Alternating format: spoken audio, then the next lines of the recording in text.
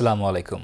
This is Shorup Mujumdar welcoming you to the English news from Btv Chattogram. Let's begin with the top stories. President Mirza Fakhrul Islam Alamgir pays rich tributes to memory of Liberation War martyrs, laying wreath at National Memorial in Savar.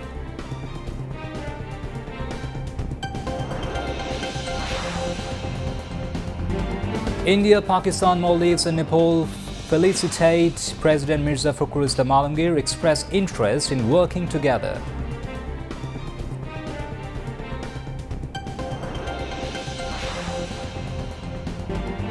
Cholera vaccination campaign begins. First dose to continue till September 21st, while month-long second dose to begin on September 26th.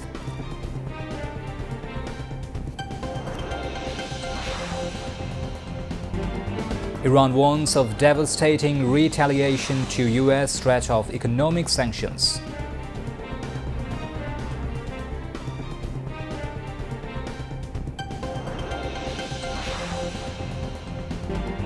And Australia lead by 101 runs against Bangladesh on day one of second test in Mackay.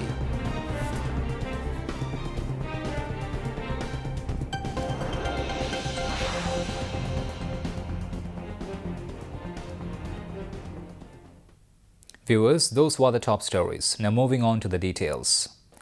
After taking oath, newly elected President Mirza Fakhrul Islam Alamgir paid rich tributes to the martyrs of the War of Liberation. The President paid rich tributes by placing wreaths at the National Memorial in Savar today. After placing wreaths, the President stood in solemn silence for some time as a mark of respect to the memories of the martyrs of the Great War of Liberation in 1971. A smartly turned out contingent drawn from three services presented a state salute when bugles played the last post. State Minister for Liberation War Affairs Israk Hussain, chiefs of three services and high civil and military officials were present. Later, President Mirza Fakhrul Islam Alamgir signed the visitors' book kept at the National Memorial. The President also planted a sapling there.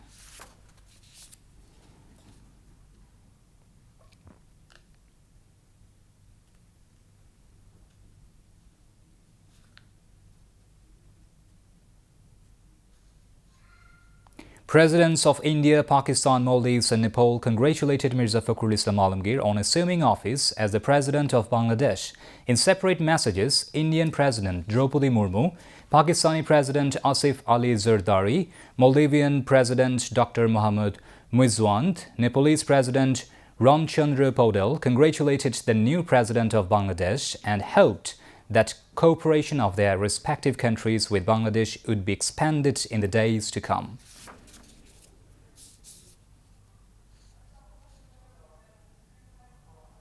The Cabinet Division has issued a notification allocating the portfolios of 4 new ministers and 2 state ministers and redistributing the portfolio of 1 minister. This information was given in a notification signed by Cabinet Secretary Nasimul Goni last night. According to the Gazette, Dr. Abdul Moin Khan has been assigned Ministry of Local Government, Rural Development and Cooperatives as a minister. M. Rashiduzzaman Millat has been given the responsibility of the Ministry of Civil Aviation and Tourism. In addition, Sachin Pujari has been assigned the Ministry of Chittagong Hill Tracts Affairs, while Andalip Rahman, Ministry of Information and Broadcasting, and Afroza Khanum, the Ministry of Food. Humayun Kabir has been assigned the Ministry of Foreign Affairs as State Minister, and Muhammad Shamim Kaisar has been made the Minister of State for the Ministry of Religious Affairs. The notification said this order will come into effect immediately. The cholera situation in Bangladesh has improved compared to previous years, but the risk remains due to poor sanitation, lack of hygiene in food and water, and low public awareness. Considering the situation, the government has started a cholera vaccination campaign in 14 high-risk areas in the capital and outside today to combat diarrhea and cholera. This cholera vaccine, which is administered orally in 2 doses, is being given free of charge to children aged 1 year and above. The first round of the vaccination campaign started today and will continue till September 21st. The second round will start on September 26th and will continue till October 25th. The Ministry of Health has set a target of administering this vaccine to about 52 lakh children in the 14 designated areas.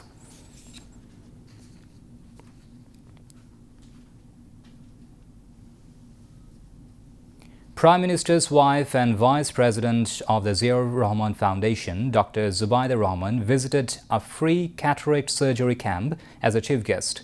Ziaur Rahman Foundation organized the event at the Bhashantek Government Secondary School ground in the capital.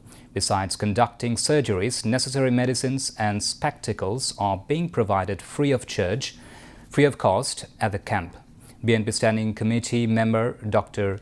Farhad Halim Donor and other concerned persons were present at the time. Later, Dr. Zubaida Rahman planted a blackthorn tree sapling in the school premises.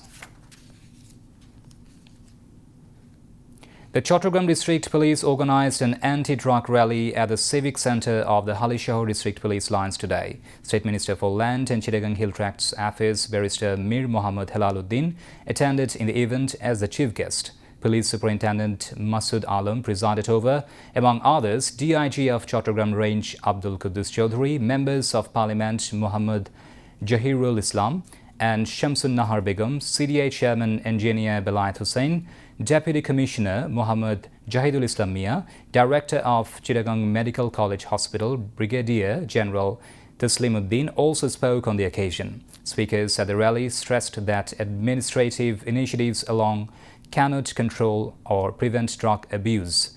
They emphasized that every family and community member must play an active, responsible role in protecting the youth.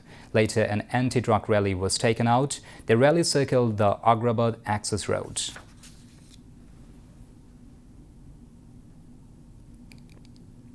Now, international news.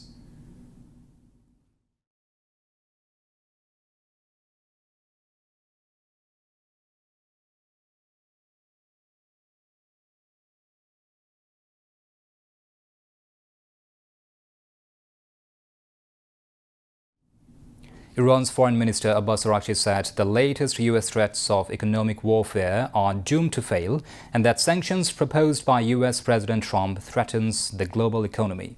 Calling for dialogue between Tehran and Washington, China said it doesn't support additional U.S. sanctions on Iran.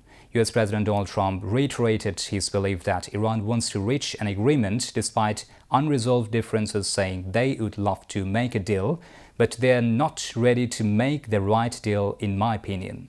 Iranian Foreign Minister Abbas Araghchi said Trump's promised economic warfare on Iran is doomed to fail.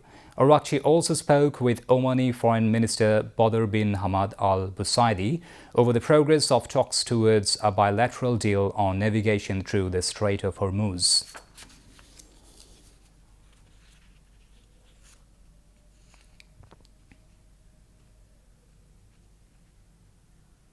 Meanwhile, China said on Friday that United States sanctions and pressure would not resolve the Middle East conflict after Washington urged governments, including Beijing, to join efforts to isolate the Iranian economy.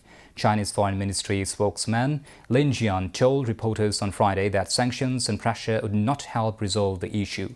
He said China calls on all relevant parties to take responsible measures and resolve the problem through political and diplomatic means.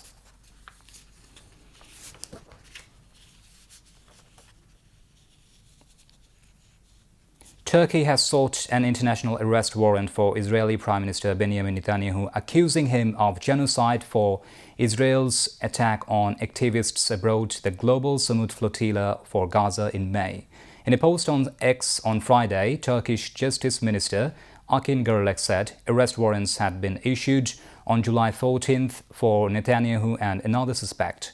Charges included genocide, crimes against humanity and torture as part of a case against 35 people over the Israeli interception in international waters.